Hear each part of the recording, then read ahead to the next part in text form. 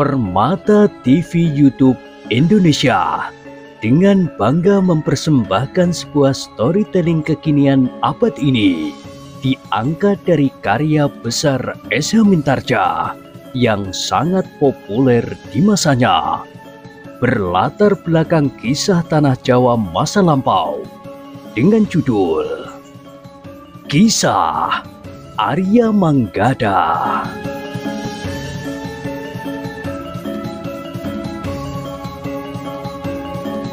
Pada kesempatan yang sangat baik ini, kita masuk pada episode yang ke-101.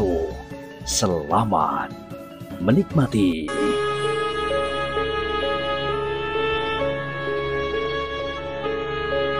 Pada episode sebelumnya telah diceritakan, kedua anak muda itu terdiam. Mereka tidak tahu apa yang harus mereka katakan. Sementara itu, Ki Pandi masih berkata, "Sekarang aku melihat anak-anak muda yang juga merasa rendah diri. Tetapi aku tahu bahwa kalian merasa rendah diri hanya pada satu sisi, yaitu pada sisi olah kanuragan. Jika apa yang kalian anggap kekurangan itu sudah terangkat, maka kalian tentu tidak akan merasa rendah diri lagi. Berbeda dengan aku, apapun yang dapat aku perbuat, tetapi cacat ini akan selalu melekat padaku, sehingga aku akan tetap merasa rendah diri untuk sepanjang umurku." Tetapi, bukankah Ki Pandi menyadari bahwa perasaan rendah diri itu seharusnya disingkirkan, karena tidak berarti apa-apa dan bahkan hanya merugikan diri sendiri? Sebagaimana Ki Pandi nasihatkan kepada kami? Bertanya Laksono. Ki Pandi itu tersenyum. Katanya, "Memang agaknya lebih mudah untuk menasihati orang lain daripada menasihati diri sendiri." Manggada dan Laksono mengangguk-angguk, namun keduanya tidak bertanya lebih banyak lagi. Untuk beberapa saat mereka sempat merenungi diri mereka, bagaimana mereka merasa sangat kecil di antara raksasa-raksasa di dunia olah kanuragan. Bahkan Winnie, gadis yang cantik itu pun memiliki ilmu yang tinggi pula.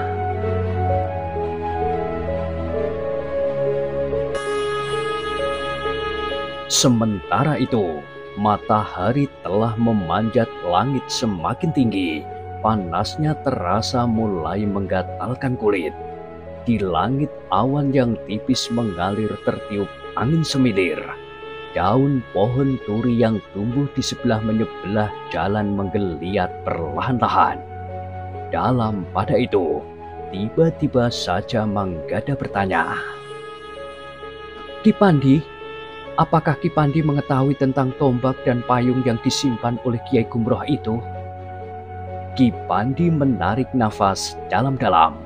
Katanya, "Aku tidak tahu pasti, tetapi menurut dugaanku, pusaka-pusaka itu adalah lambang dari perguruan mereka." "Tetapi menurut Kiai Gumroh, ada tanda-tanda dari pemilik pusaka-pusaka itu. Hanya mereka yang memiliki tanda-tanda itulah yang akan dapat mengambil pusaka-pusaka itu," desis Laksono. "Mungkin benar, tetapi tanda-tanda yang dimaksud justru dibawa oleh salah seorang atau dua murid yang lain. Mungkin Kiai Patmo yang disebut juragan itu, mungkin orang lain," jawab Ki Pandi. "Tetapi apa hubungannya dengan pendapat Panembahan Leptogati bahwa jika sampai purnama besok lusa, pusaka-pusaka itu belum dimandikan dengan darah yang masih mengalir di jantung, maka tuahnya akan hilang?" Bertanya Manggada. "Bukankah kau tahu latar belakang kepercayaan Panembahan itu? Tetapi mungkin ada maksud lain yang dapat dipertimbangkan. Mungkin Panembahan itu memang berniat membunuh orang-orang yang sementara dapat bekerja bersamanya dengan alasan mempertahankan tuah pada pusaka-pusaka itu." maka ia akan menusuk setiap jantung dari orang-orang yang untuk sementara dapat bekerja bersamanya, merampas pusaka-pusaka itu. Tetapi aku yakin bahwa bukan Panembahan itu saja yang merencanakan pengkhianatan itu sendiri. Tentu juga yang lain-lain. Kiai Kajar, pemimpin Padepokan Susuhing Angin, Kiai Windukusumo, dan orang-orang yang terlibat di dalamnya. Karena pusaka-pusaka itu memang benar-benar benda yang harganya sangat mahal. Emas dan permata yang melekat pada pusaka-pusaka itu akan dapat dipergunakan untuk membeli sebuah negeri. Tetapi dari manakah Kiai Gumroh dan saudara-saudara sepergurunya itu mendapatkan benda-benda itu? Aku tidak tahu pasti, tetapi sebagaimana yang pernah aku dengar tanpa mengetahui kebenarannya, bahwa perguruan Kiai Gumroh itu didirikan oleh seorang bangsawan keturunan Majapahit. Pusaka-pusaka itu tentu juga berasal dari Majapahit, jika berita yang aku dengar itu benar. Jawab Ki Pandi. Manggada dan Laksono mengangguk-angguk pula. Namun mereka tidak bertanya lagi, sehingga untuk sesaat kemudian mereka pun berjalan sambil berdiam diri.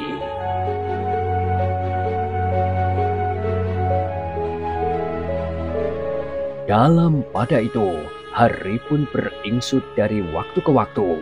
Ketika matahari mulai menuruni sisi langit, maka ketiga orang itu telah singgah di sebuah kedai yang terhitung ramai. Beberapa orang telah singgah di kedai itu. Ketika Ki Pandi, Manggada dan Laksono melangkah masuk. Tetapi ketika Manggada dan Laksono akan melangkah ke tengah-tengah ruangan kedai itu, Ki Pandi menggamit mereka sambil berkata, "Kita duduk di sudut itu saja." "Kenapa?" bertanya Manggada. "Tidak menjadi perhatian banyak orang," jawab Ki Pandi. Manggada dan Laksono tidak membantah. Mereka pun mengikuti Ki Pandi yang memilih tempat di sudut sebagaimana kebiasaan Ki Pandi yang lebih senang menyendiri. Meskipun demikian, ada juga beberapa orang anak muda yang memperhatikannya. Nampaknya justru anak-anak muda dari lingkungan orang berada. Sambil sekali-sekali memandang Ki Pandi, mereka menahan tertawa mereka di sela-sela bisik-bisik lirih. Namun kadang-kadang suara tertawa mereka meledak tanpa dikendalikan lagi. Namun nampaknya Ki Pandi tidak menghiraukan mereka. Kepada Manggada dan Laksono, ia berdesis, "Aku sudah terlalu sering menjadi bahan tertawaan, dan itu membuat aku semakin merasa rendah diri. Aku akan membungkam mulut mereka yang tertawa itu," desis Laksono. Manggada sudah menjadi berdebar-debar bahwa Laksono benar-benar akan membuat keributan, tetapi Ki Pandi sendirilah yang mencegahnya. "Sudahlah, aku merasa bahwa wujudku memang pantas untuk ditertawakan, tetapi aku tidak kenal mereka, dan mereka tidak kenal kau. Besok aku tidak akan bertemu dengan mereka lagi. Karena itu, biarkan saja mereka." Laksono yang sudah siap untuk bangkit berdiri, menarik nafas dalam-dalam. Dicobanya untuk mengendapkan kembali perasaannya yang bergejolak. Namun ternyata Ki Pandi sempat menikmati minuman dan makanan yang dipesannya.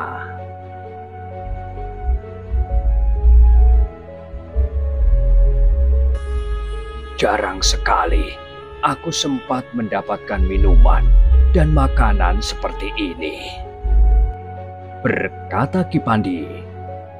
"Biasanya aku minum air dari belik atau pancuran, kemudian makan apa saja yang diketemukan, buah-buahan dan akar-akaran, namun sekali-sekali juga nasi dengan garam.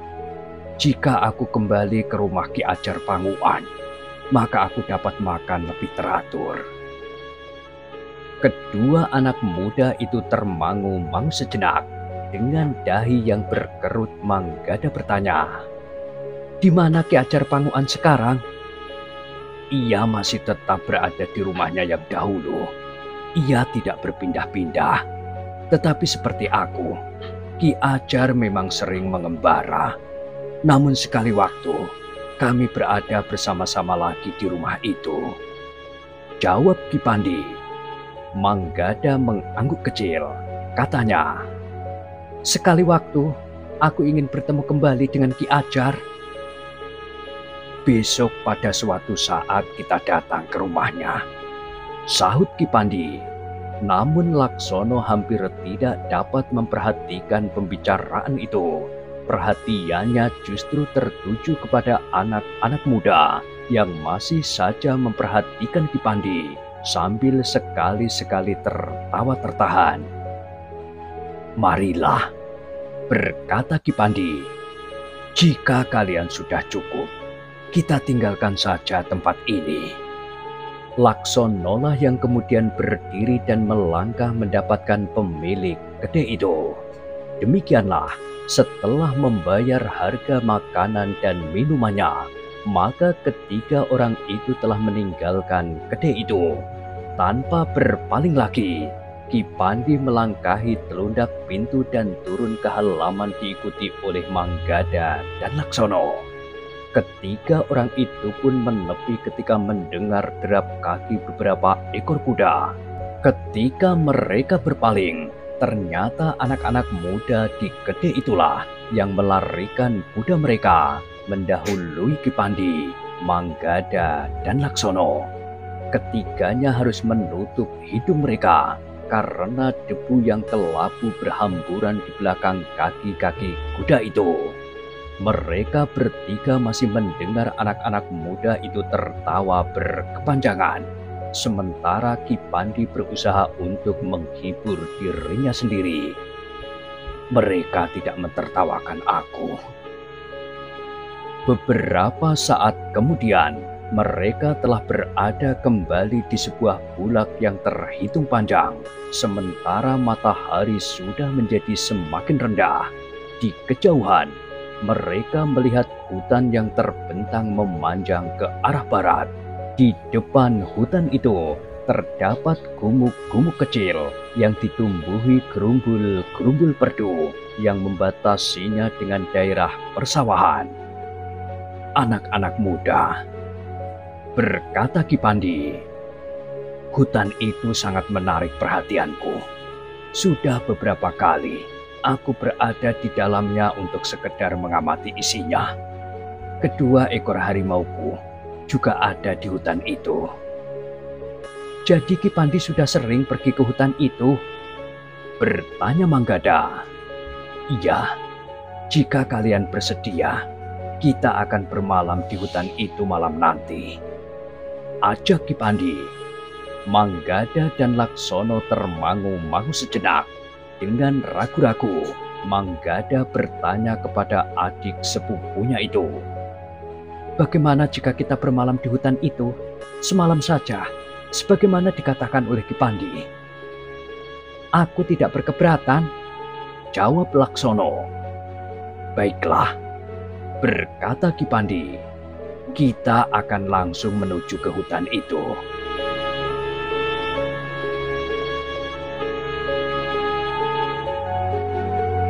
Demikianlah, maka bertiga mereka telah meninggalkan jalan yang mereka lalui. Mereka telah meloncati Tanggul Parit, mengikuti jalan pintas sepanjang pematang sawah, menuju ke padang perdu dengan gumuk-gumuk kecil yang berserakan. Hanya ada 1-2 batang pohon yang agak besar tumbuh di sela-sela gumuk-gumuk kecil itu. Namun semakin dekat dengan hutan yang lebat itu, maka pepohonan pun menjadi semakin banyak. Sebelum matahari terbenam, mereka telah berada di dalam hutan itu. Meskipun matahari masih nampak di langit, Tetapi semakin dalam mereka memasuki hutan itu, maka rasa-rasanya malam sudah mulai turun. Tetapi dari sela-sela daun pepohonan yang rimbun itu, masih nampak berkas-berkas cahaya matahari yang berhasil menyusup menimpa pohon-pohon raksasa yang bertebaran di antara beribu-ribu batang pohon yang seakan-akan saling berdesakan. Manggada dan Laksono bukan untuk yang pertama kali memasuki hutan-hutan yang lebat itu. Ketika mereka masih berguru, mereka sudah sering mencari harimau untuk dikuliti. Kulitnya dapat mereka jual kepada beberapa orang pedagang yang memang mencari kulit harimau sebagai barang dagangan. Namun pamannya pun kemudian telah menasihatkan mereka agar mereka menghentikan kegiatan itu. Kemudian Manggada dan Laksono juga telah menyeberangi hutan Jatimalang bersama Ki Wirodadi yang kehilangan anak gadisnya. Justru di seberang hutan itulah Manggada dan Laksono bertemu dengan Ki Pandi dan Ki Ajar Panguan. Karena itu, keduanya memang tidak terlalu canggung berada di dalam hutan yang terhitung lebat itu. Hutan ini merupakan hutan yang jarang disentuh kaki manusia, berkata Ki Pandi. Lalu katanya selanjutnya, hutan ini termasuk hutan yang lebat, sebagaimana hutan Jatimalang. Tetapi hutan ini tidak menyembunyikan satu lingkungan, sebagaimana yang terdapat di belakang hutan Jatimalang. Jadi apa yang menarik dari hutan ini? Bertanya Laksono. Tidak seperti hutan Jatimalang yang miring, karena letaknya di kaki gunung. Hutan ini datar, ada rawa-rawa di dalamnya, pohon-pohon raksasa yang jumlahnya lebih banyak, batu-batu besar yang berserakan di dalamnya, sebagaimana terdapat gumuk-gumuk kecil di padang perdu itu. Sedangkan di gedung bagian barat hutan ini, terdapat sarang sejenis buaya kerdil yang liar dan buas. Buaya kerdil? Ulang Manggada. Iya, sejenis buaya yang tidak begitu besar, tetapi justru sangat berbahaya. Geraknya lebih tangkas dan kebiasaannya bergerombol dan bergerak bersama-sama. Ketika terjadi perkelahian antara sekelompok buaya itu dengan sekelompok anjing hutan yang juga banyak terdapat di hutan ini, aku sempat merasa ngeri. Kedua-duanya merupakan jenis binatang yang bergerombol dan berkelahi bersama-sama. Manggada dan Laksono mengangguk-angguk. Nampaknya selain bercerita, Ki Pandi juga memberikan peringatan-peringatan dini kepada Manggada dan Laksono. Sementara itu maka langit pun menjadi semakin buram. Dari balik pegunungan di sisi timur, bulan yang hampir purnama mulai muncul. Meskipun demikian, di dalam hutan itu, rasa-rasanya memang menjadi semakin kelam. Namun mata Manggada dan Laksono sudah terlatih sejak mereka masih berguru pada Ki Citrobowo. Mereka sering memasuki hutan di malam hari untuk menangkap harimau. Malam itu, mereka bertiga bermalam di hutan itu. Sebenarnya bahwa di dalam hutan itu, keadaannya jauh lebih berbahaya daripada keadaan di luar. Jika mereka bermalam di Patekalan atau bahkan di Banjar Padukuhan, maka mereka tidak akan diganggu oleh binatang buas, sebagaimana jika mereka berada di dalam hutan.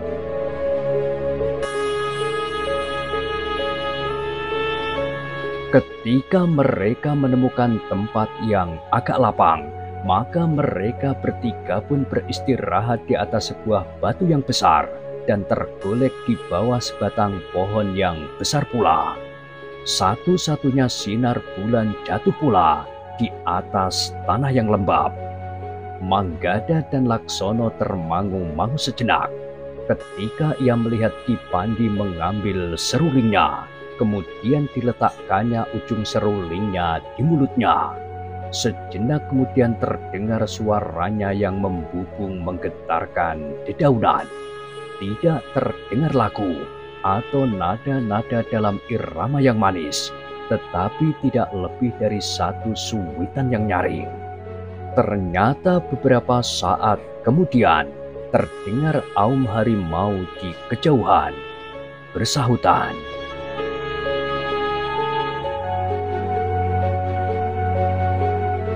Manggada dan Laksono pun segera mengetahui bahwa 2 ekor harimau Ki Pandi itu telah mendengar isyarat pemiliknya.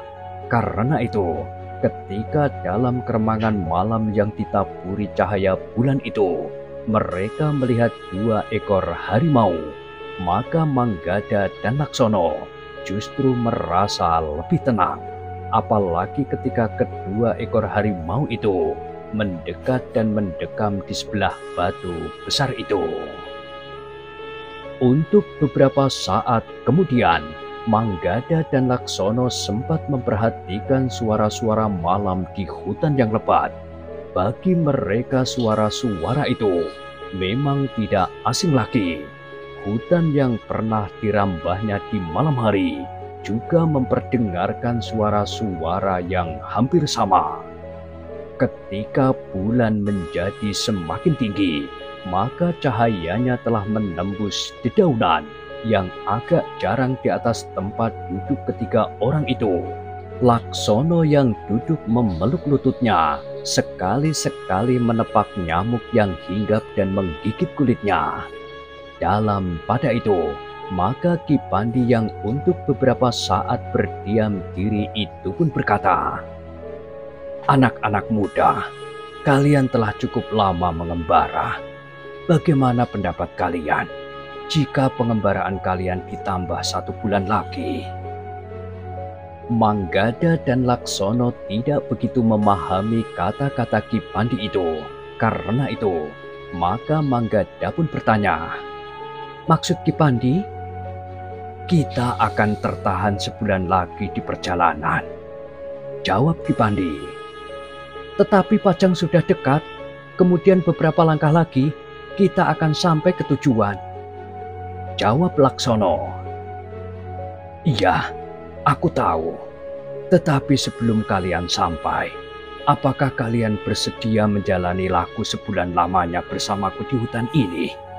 Kita akan mulai nanti saat bulan purnama, 2 hari lagi, dan kita akan mengakhiri di saat purnama sebulan kemudian," berkata Ki Pandi.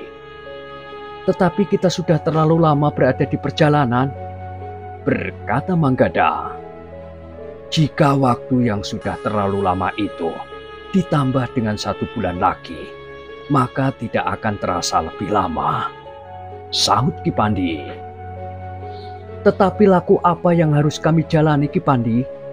bertanya Manggada kemudian. "Jika kalian bersedia, maka kalian akan mendapatkan banyak sekali bahan-bahan yang akan dapat melengkapi ilmu kalian. Mungkin tataran ilmu kalian tidak meningkat dengan jelas, tetapi unsur-unsur ilmu kalian akan menjadi semakin lengkap. Kalian akan memiliki banyak cara untuk mengatasi kesulitan apabila kalian berhadapan dengan lawan yang berilmu tinggi sekalipun," jawab Ki Pandi. Manggada dan Laksono termangu-mangu sejenak. Dengan ragu-ragu Laksono bertanya, "Laku apa yang akan kita jalani seandainya kami bersedia melakukannya?" Ki Pandi menarik nafas panjang, namun kemudian katanya dengan nada dalam, "Anak-anak muda, jika kalian bersedia, kalian akan aku minta menjalani topo midang selama 1 bulan di hutan ini, dari purnama sampai ke purnama. Memang tidak ada hubungannya dengan kebulatan bulan di langit. Jika aku menyebutnya dari purnama sampai ke purnama, itu sekedar sebagai ancer-ancer waktu saja." Kedua orang anak muda itu saling berpandangan sejenak. Dengan dahi yang berkerut, Manggada bertanya, "Lalu apakah yang harus kami jalani dengan Topo Ngidang itu?" "Kita berlaku seperti seekor kijang di dalam hutan ini," jawab Ki Pandi. "Seperti kijang?" ulang Laksono. "Aku tidak dapat membayangkan apa saja yang harus kami lakukan." Anak-anak muda, di hutan yang tidak pernah dikunjungi orang ini, bahkan orang mencari kayu sekalipun, kita akan menanggalkan semua pakaian kita. Kita akan memakai cawat dari kulit kayu. Kita akan hidup di hutan ini dengan cara seperti seekor kijang. Kita akan minum dan minum dari apa saja yang kita temukan di hutan ini. Kita akan menjelajah hutan dari ujung sampai ke ujung.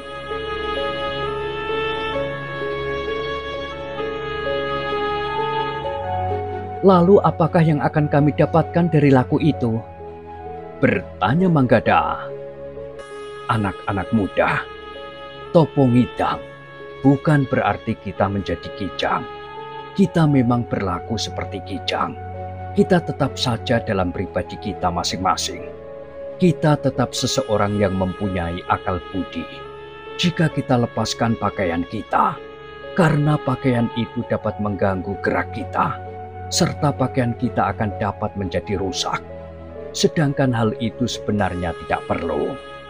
Kita akan berlari-lari di dalam lebatnya dedaunan dan akar-akar serta sulur-sulur kayu, bahkan di antara semak dan duri. Tetapi kita tidak seperti kijang yang hanya dapat melarikan diri jika bertemu dengan binatang buas. Tetapi kita akan mampu melawannya, atau kita dapat memanjat pohon. Sedangkan seekor kijang tidak dapat melakukannya. Dengan laku itu, kita akan melihat dan mengamati apa saja yang dilakukan oleh binatang-binatang hutan. Dari seekor harimau, buaya di rawa-rawa, berjenis-jenis kera pepohonan, ular, bahkan binatang-binatang kecil sampai ke tikus tanah. Bagaimana mereka mencari mangsanya, namun juga bagaimana binatang-binatang yang lebih lemah menyelamatkan dirinya dari tangan binatang-binatang yang jauh lebih kuat. Manggada dan Laksono menarik nafas dalam-dalam. Mereka membayangkan betapa beratnya laku yang harus dijalaninya. Dingin malam, gatalnya dedaunan yang berbulu itu, gores-goresan duri dan ranting-ranting perdu, bahkan racun dari serangga-serangga berbisa, serta sengat lebah-lebah raksasa. Untuk beberapa saat kedua anak muda itu mulai merenung, namun akhirnya Manggada itu pun berkata kepada Laksono, "Marilah kita coba. Kita berharap bahwa laku itu akan memberikan arti bagi kita, khususnya di dalam olah kanuragan." "Tidak hanya olah kanuragan," berkata Ki Pandi, "tetapi kalian juga akan mengenal jenis-jenis tanaman jauh lebih banyak. Kalian juga akan dapat mengenali tingkah laku binatang yang sebelumnya tidak pernah kalian lihat. Selain itu, kalian juga akan mengenali jenis-jenis tanah di dalam hutan, serta arti matahari dan bulan.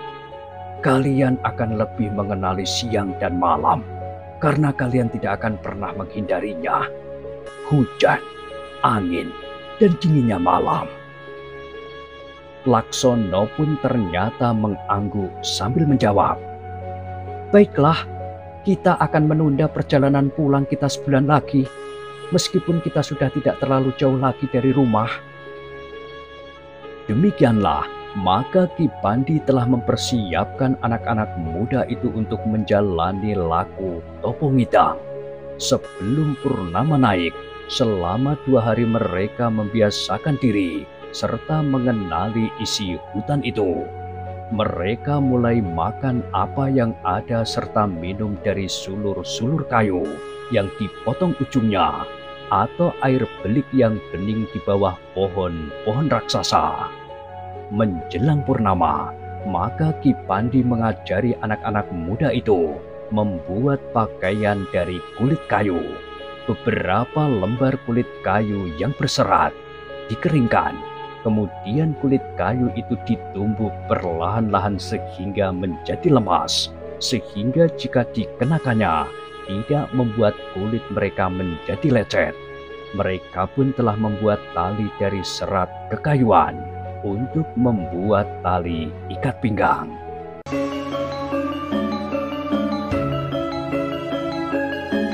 Ketika semua perlengkapan dan pakaian khusus mereka sudah siap, maka menjelang malam mereka pun telah melepaskan pakaian mereka, membungkusnya dengan rapi dan diikatkan pada dahan pohon yang cukup besar, sehingga tidak mudah jatuh, bahkan diambil oleh binatang yang memanjat, terutama kera.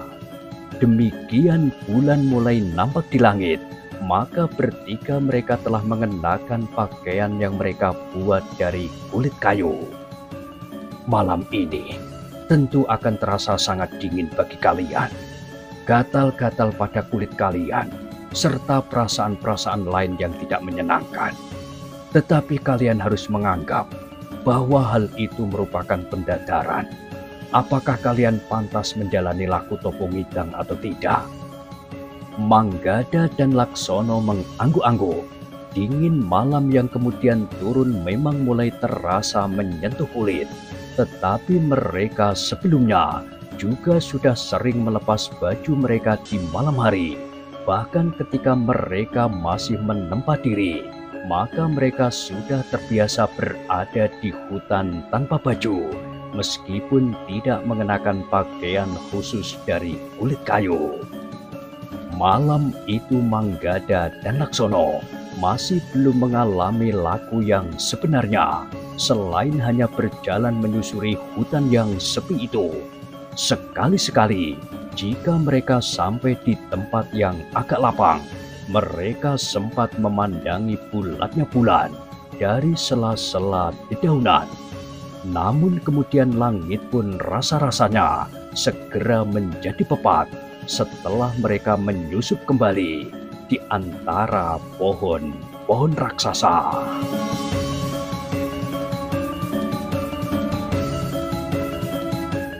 Nah, bagaimanakah kisah selanjutnya? Silahkan ikuti terus kisah Arya Manggada pada episode berikutnya. Sampai jumpa.